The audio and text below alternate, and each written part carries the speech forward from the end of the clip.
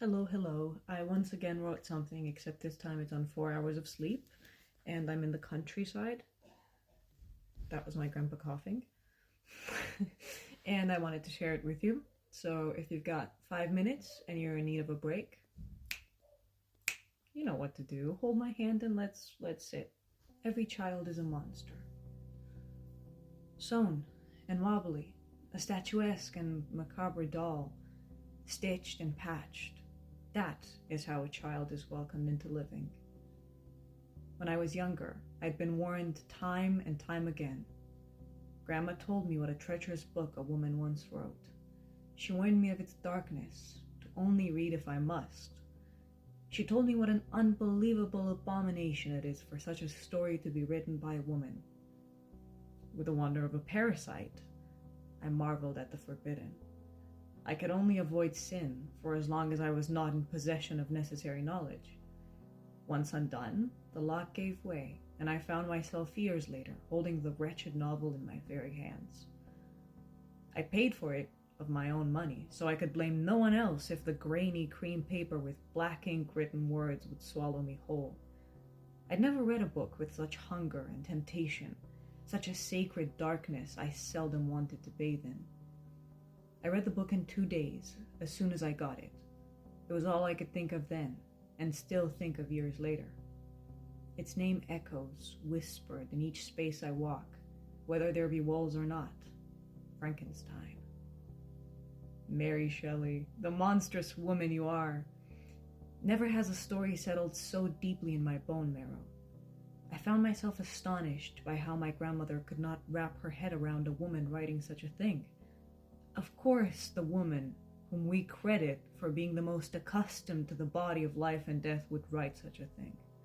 A horror book? Or a testament to the living who are slowly dying?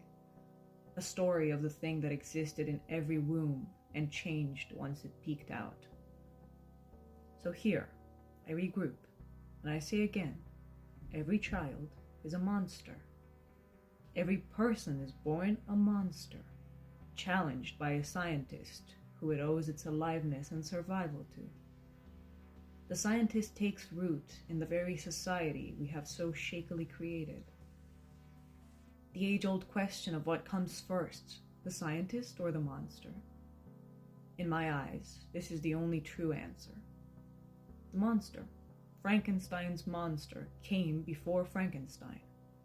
The unadapted, the wild thing came before righteousness dressed in lab coats. Both are dangerous. Neither are happy. Each one of us at birth is our family's monster, with the potential to break the cycle of letting an obstinate member of society take over, unlike the ones before us. All the dogma, all the judgment, all that censorship, all lay within the cold mind of a scientist.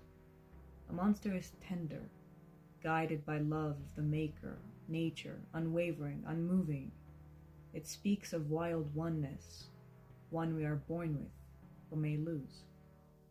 Rare are the ones whose monster does not succumb to the stern look of the family's scientist. Rare are the ones who, after hiding their monster in a room for many years, decide to let it become a part of their life in the face of fear. Rare are the ones who face the two patched, dark eyes of their beast or their child's. I do not mean to say there should be only monster or only the scalpel holder, for there is no right nor wrong. By forcing open the brain to listen to its stitched heart, a balance, an inner freedom is created, of course, within the constraints of a doctored society. The book teaches us there is no catharsis without acceptance.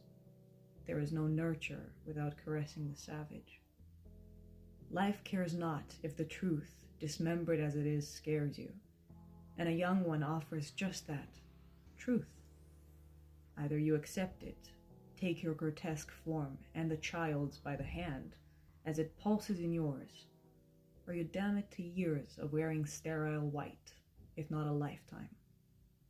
The truth is monstrous, yet humanness is chaining. Learn to walk hand in hand. Let the two beings communicate. For society and you. for your child, for your legacy after you to thrive. Survive wildly so as to live a satisfactory life. That's it. Thank you. I don't know.